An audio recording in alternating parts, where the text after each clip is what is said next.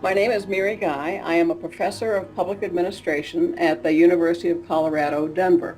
And prior to this appointment, I was on the faculty at Florida State University. And prior to that appointment, I was on the faculty at the University of Alabama, Birmingham. So I've been teaching about public administration for a long, long time. I wanted to do something that mattered to me. And I knew that, with a college degree, I would have enough income to live in a safe place and have what I wanted. And beyond that, it never occurred to me that money or profit should be what would drive me. It just didn't make any sense to me. What did make sense to me is to spend my life helping other people live their lives, just being.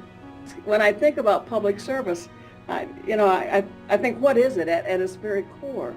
And it's helping one another make the passage from birth to death and making it as rich and as meaningful as it can be.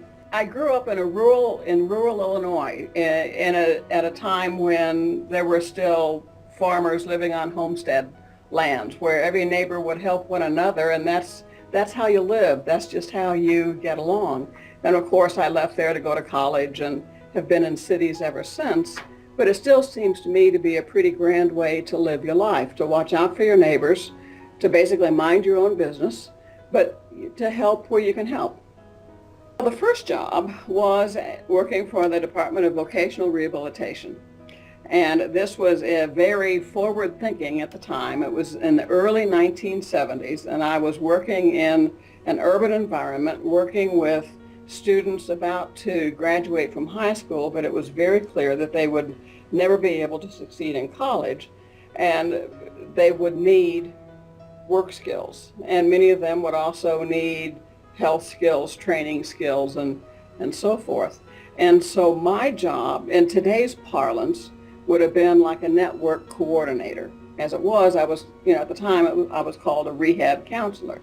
So I would interview a client that the schools had referred to me, and then I would determine what services they needed. And I would put them in touch with the local county public health agency if they needed health services or mental health services, or with the technical schools if they needed training, or with, counseling services if that's what they needed, or with driver's training if they needed to learn how to drive a car to get to a job. So it was just it was a job that was, although I did not realize it at the time, it was perfect for helping me understand what public services are about at the street level in urban communities.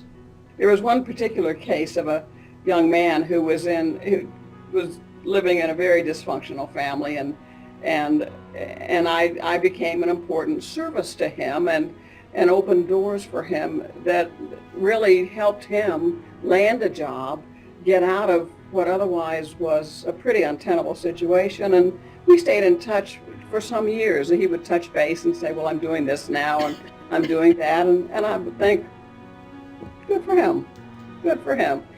So that was with vocational rehabilitation. I went to work for the South Carolina Department of Mental Health. And in that capacity, I was working in one of these very, the old-fashioned inpatient state-owned and operated psychiatric facilities. And I was working there right at the time when deinstitutionalization had been ordered by the courts after the Wyatt v. Stickney case. So I was working with some people who had lived in this institution for 20, 30 years. And the ruling came that everyone who possibly could leave the hospital had to leave the hospital. So my job was interesting in that I helped people move away from an institutionalized life if they had the capacity and the interest and the will.